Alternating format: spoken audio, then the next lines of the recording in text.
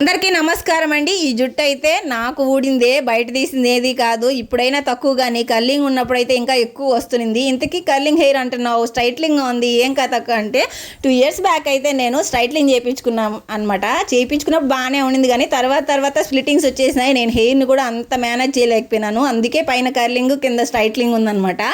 మొత్తం చూసినట్లయితే లెంత్ నాకు 23 or 24 ఉంది. 30 days అయితే మనం హోమ్ మేడ్ ఆయిల్ అయితే చేసాం కదా, హెర్బల్ ఆయిల్, భృంగరాజ్ది అన్నీ కలిపి.